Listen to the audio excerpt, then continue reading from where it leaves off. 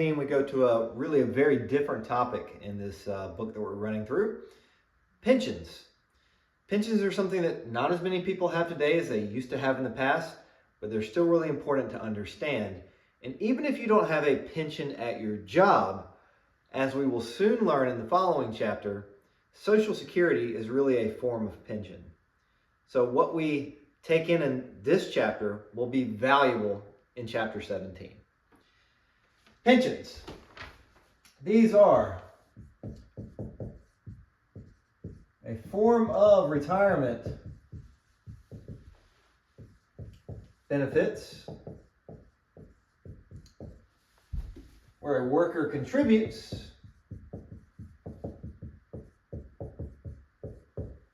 during their career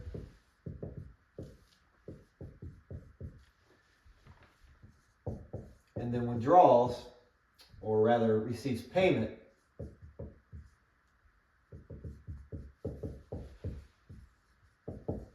during retirement. So it's actually pretty simple. And for the most part, pensions don't involve investing, or at least as an individual who's on a pension plan, you shouldn't care about how the benefits work. That is because pensions are a form of a defined benefit plan.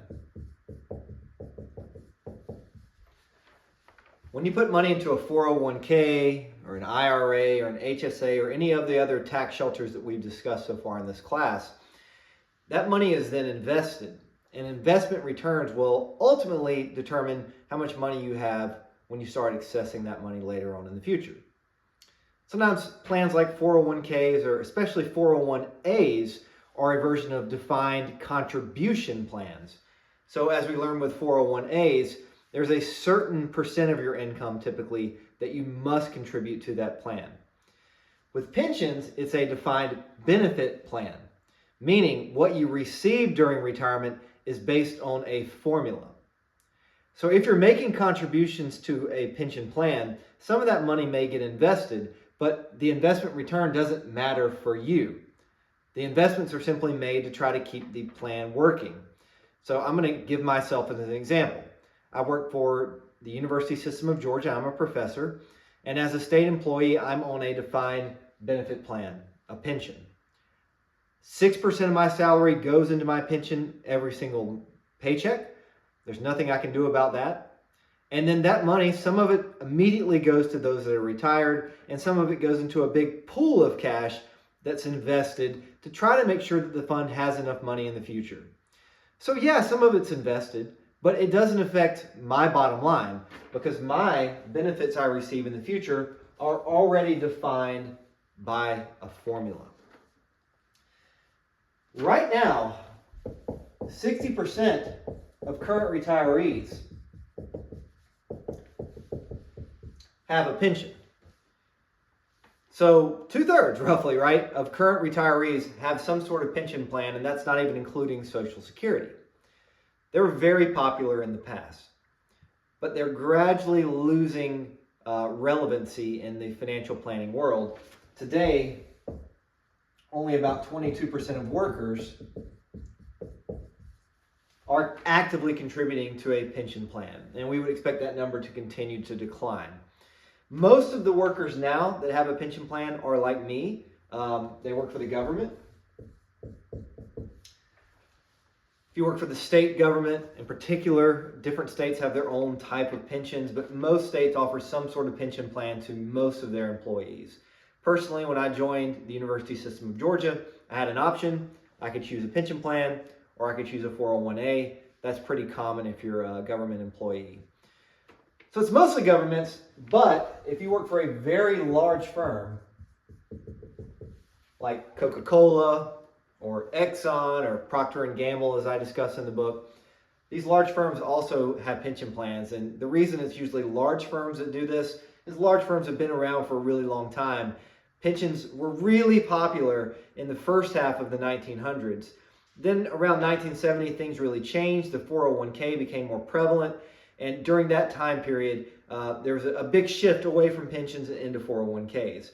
But there are still some of these really well-established firms that maintain their pension programs today.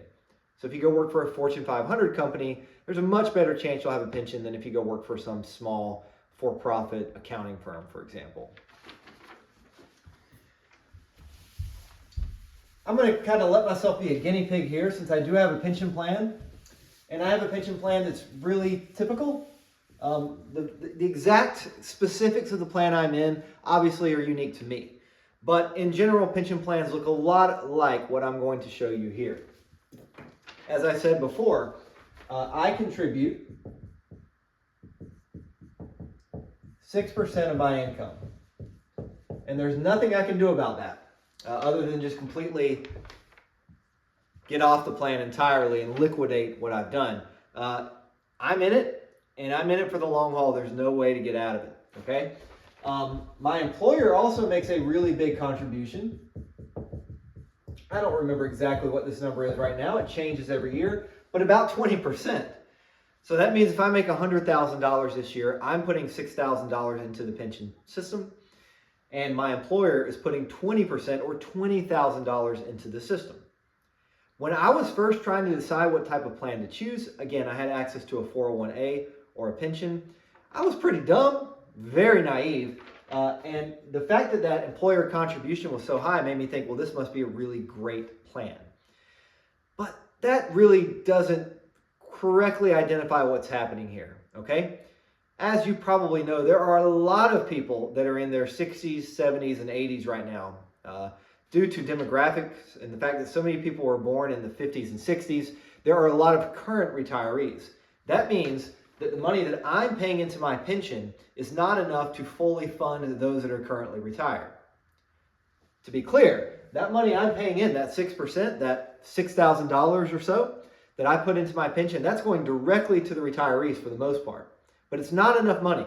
Me and my fellow employees that are paying in do not contribute enough to keep this plan afloat. So my employer has to put in 20% as well. And that need, how much the employer needs to put in, is dependent on the situation at the time. It's kind of sad to think about, but something like COVID would actually make this reduce a little bit. So many people passed away during that time that were older, that were receiving pension benefits, that there isn't quite as much of a need now for the system to pay in. Nonetheless, this number doesn't matter to me. All right, from a bottom line perspective, it doesn't matter because my benefits are defined. It's a defined benefit plan. What I receive during retirement is not a function of your company match, which is very different from all the other plans we talked about, right?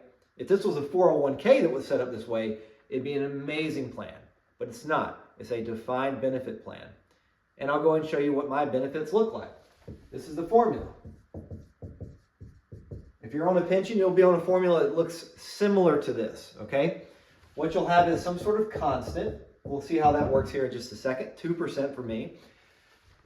The number of years I work, which is usually termed the years of service, times my best 2-year salaries. Specifically, they must be adjacent 2-year salaries. So the best 2 years of my working career in terms of how much income I earned. Right now, I'm 39 years old. This is not going to be one of my best year's salaries. Usually, those best 2 years happen very close or right at the end of one's career. What that means is I won't really know what my benefits are going to be, what my pension plan benefits will be, until I get to the tail end of my career and get a better idea of what my salary looks like. Okay? So, like a lot of plans, there's a time period that is highly incentivized to work. For me, it's 30 years. If I work 30 years, I can start taking my benefits right away. I began working at 28, so when I get to about 57, I will have completed 30 years of service and I'll be eligible for my pension. Usually pensions have some sort of incentive like that. There's a certain number of years you need to reach, 25 or 30, in order to start receiving benefits right away. If you don't hit those years of service, if you don't get to 25 or 30 years, you often have to wait to say 60, 65, or even 70 years old to start really realizing those benefits. So for me, I plan on working 30 years. My best 2-year salaries, who knows what that will be? Maybe it's $200,000 across 2 years. So maybe my last 2 years that I'm working, I earn $200,000 each year. And that might sound like a lot for a professor, but keep in mind, we have inflation, right? I'm only 10 years into my career. I've got 20 years left. So I might make $200,000, $300,000, or even $400,000 at the tail end of my career because my salary is going to go up with inflation, and hopefully I'll get a few promotions along the way as well. Okay, so again, it's my best 2 years of salary, so that's why I wrote it there twice, just so we keep that in mind. So applying the formula here, that 2% is just a constant that determines how much leverage this plan will have for me. Okay, you'll see what I mean here in just a second. So 2 years, or 2% times 30 years, times an average of my 2 best year salaries of $200,000, that would come out to $120,000. And I would receive that much annually from the time I retire until death. For me, I need to work 30 years in order to unlock the full benefit here.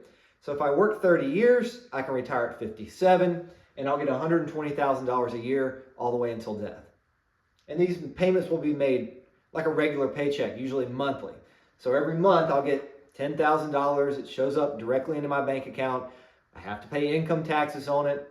Thankfully, I don't have to pay Social Security or Medicare taxes on it. But it's almost like I'm going to remain employed even though I'm not working during my retirement years. Okay? Now, if I end up working a little bit longer, let's say I work 32 years, still everything else stays the same. Obviously, this number will go up. If I can find a way to get a higher average salary, that will also cause that to go up. This part of it is a constant. There's nothing I can change about that. A lot of plans are 1.5%, 1% even. Mine's 2%, which is also quite common. So you can see that 2% ultimately determines largely how much I receive during my retirement years. Okay? So you just saw my pretty basic plan, and what you could tell from that hopefully is that the pension is a really big deal for me. It's effectively going to cover 60% of my salary after retirement, and obviously that has major ramifications on the other financial decisions that I make. So if you do work for a company or the government and are offered a pension plan, make sure you understand how it works, because it will help make you decide what you should do with the rest of your investments and how to plan your life. Okay? Let's talk about some things that pensions will affect. One of those things, which I think is probably pretty obvious, is the number of years that you work. Now, every pension plan has its own set of specifications, but let's think about mine. I need to get to 30 years in order to start receiving benefits, and I can do that at any age. Or I need to get to age 60. So let's say that I started working at 40, and I work from 40 to 60 at my current company. Those 20 years would work once I get to age 60. But if I'm younger, I need to unlock my pension, I need to complete 30 years of service. So what this often does is it gives you strong incentives to work a certain number of years. For me, it's 30. I definitely don't want to work 29 years and quit. That would be very stupid, because that one extra year allows me to start taking pension benefits right away. So there's usually a really big incentive to hit certain thresholds. There's also usually a big incentive just to stick around. Because even if you've completed 30 years in my system, adding one more year will not only cause you to have more years of service, it also normally is aligned with having more salary. Okay, so you need to think about the fact that salary is backloaded. For a lot of folks, especially government workers, the very last year that you have of employment will be your highest salaried year. So it's tempting to keep working. You're very much financially incentivized to do so. If I've completed 30 years of service, doing one more year would allow me to have one more years of service, which in that little formula I showed you, remember this one from a couple of seconds ago? Again, where it's 2% times your years of service times your best 2-year salaries. If I've worked 30 years, adding one more year will cause me to have an extra year of service, and since most people's salaries are backloaded, meaning your highest earning years are near the end of your career, you'll have a higher salary here too for the calculation. So you're often incentivized just to work one more year, one more year, one more year. Sometimes pensions are called the golden handcuffs for this reason. once you're in a pension system, you really don't want to change employers because you want to unlock the full value of the pension. And also, you're tempted to continue working because there's such a financial incentive to do so, okay? Just as an example of this, let's say that I'm in my 31st year of employment. So this is year 31. Let's say I could stay at my current job and make $120,000, or I could go to a new company and make $130,000. In year 30, let's say I made $110,000, okay? So maybe this is what's going to happen to me. In my 30th year, I make $110,000, okay? The following year, I have options. I could leave my current employer, which is offering me $120,000, or I could, I could leave my current employer who's offering me $120,000, or I could go to a new job and make $130,000. Under most circumstances, with no pension involved, you would take the jump, right? You would move on to a new company. But think about my situation. If I stay for one more year and don't go take that new job, I'm going to add an extra year of service and increase my salary in my formula there. So you're heavily incentivized to stay put, which is part of the reason why these pensions were created to begin with. It causes a forced version of loyalty to your employer, which isn't necessarily a bad thing because, as you saw before, these can be very lucrative.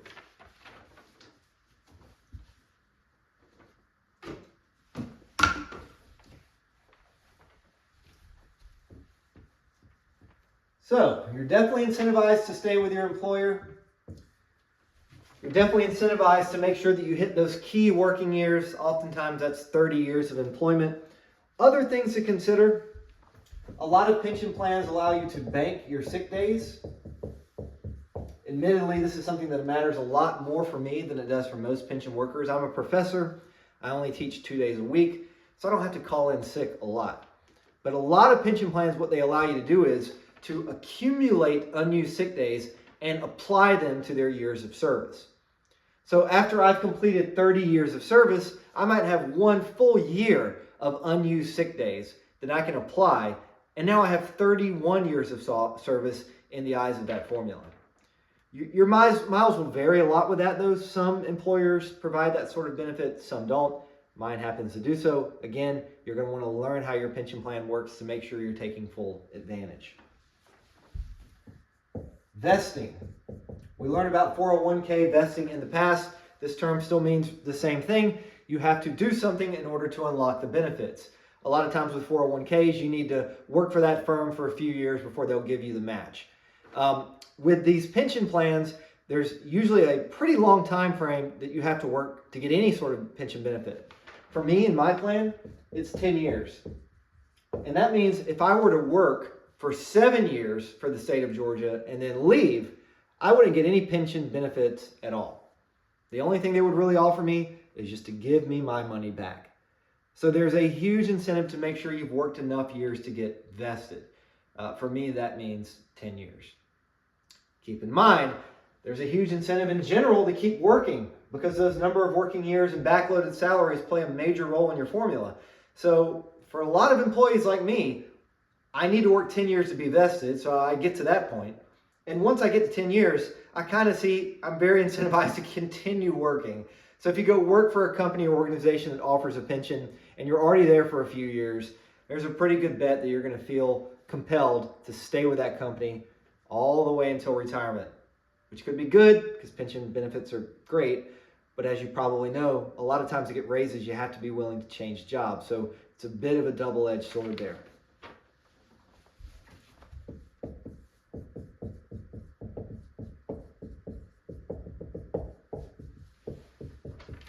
A little bit more advanced topic here. This is one that I've noticed a lot of people struggle with when I'm dealing with my clients, the people that I advise. Pensions are more like a bond. It's a smart idea to think of assets as being more stock-like or bond-like, and we've discussed this in prior videos. Stocks are very risky. Bonds generally are more stable. So you need to think about having a portfolio that has a mix of both so you can generate reasonable returns without taking on too much risk. For me, I have a pension that's relatively safe, and that means because of my pension, I can be more aggressive than my peers, okay?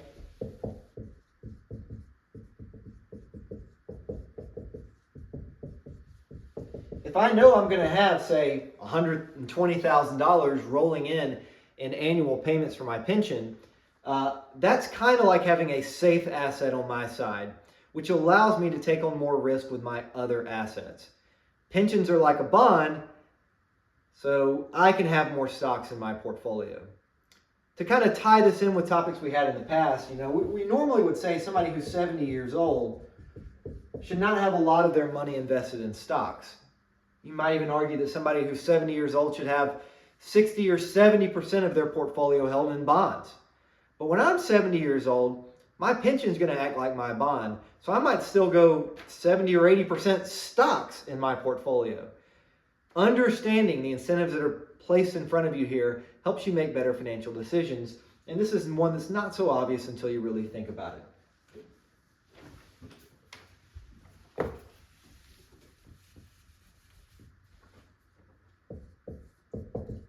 What about taxation?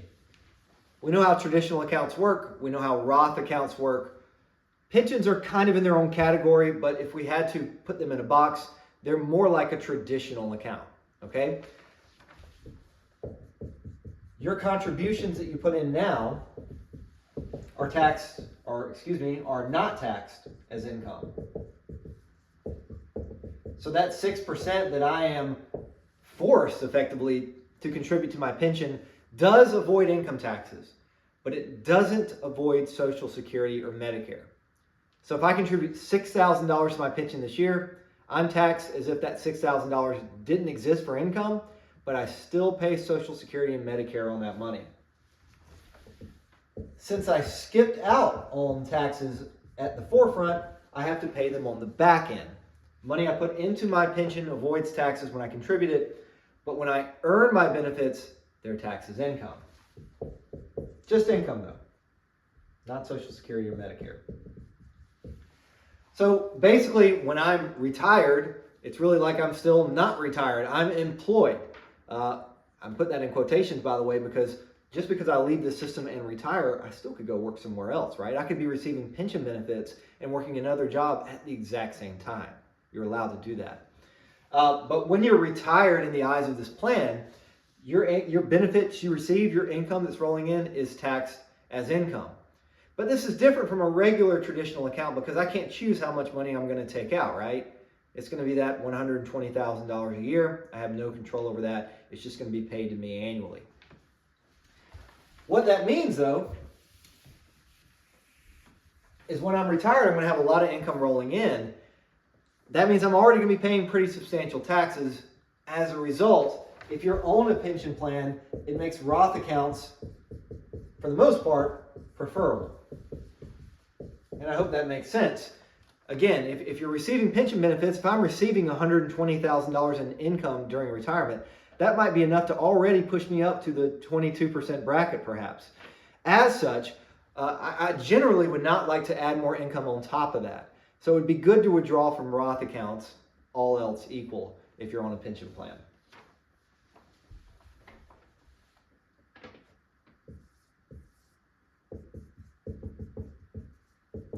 So if you work for a firm or a governmental agency that offers a pension, what I would encourage you to do is really understand what that plan looks like and make sure you understand how to piece together all the information you have. Because I've seen from dealing with people, they have a pension, they have some idea how much they're going to receive during retirement, but they don't plan ahead. They don't think to themselves, you know what, I need to be putting money into Roth accounts while I'm working because those pension benefits are going to roll in during retirement. They don't think to themselves, wow, I've already got a pretty safe investment, therefore I should probably be riskier with the rest of my investments, right?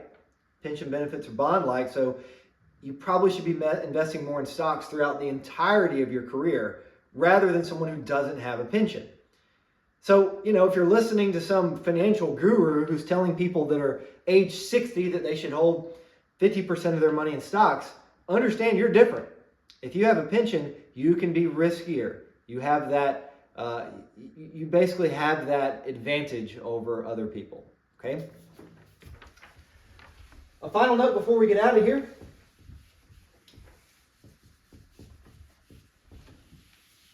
As we do normally think of pensions as being relatively low risk, because they are relatively low risk compared to other types of investments, but nonetheless, pensions do have risk.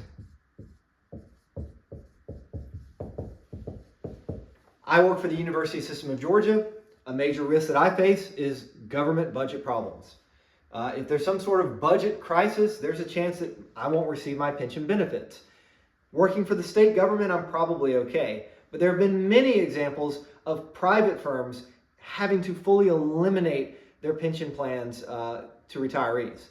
So if you're fully counting on your pension to come in when you're retired, that is very risky, right? Like if I don't have any assets and I'm just completely relying on my pension payments after retirement, that's risky. Because if something happens to the state government, I might receive nothing at all. And there have actually been a couple of school systems in the country that this happened to, where people were promised a pension, something happened with the school system, they went into a budget crisis, and the retirees received absolutely nothing, okay? So even if you receive a pension that, let's say, is covering 100% of your salary, that would be one hell of a pension. But these things do exist. What I would say is you still need other investments, you still need other assets. Because if things go poorly, you can't rely on just one asset. That's really all this is, just one asset. You still need diversification.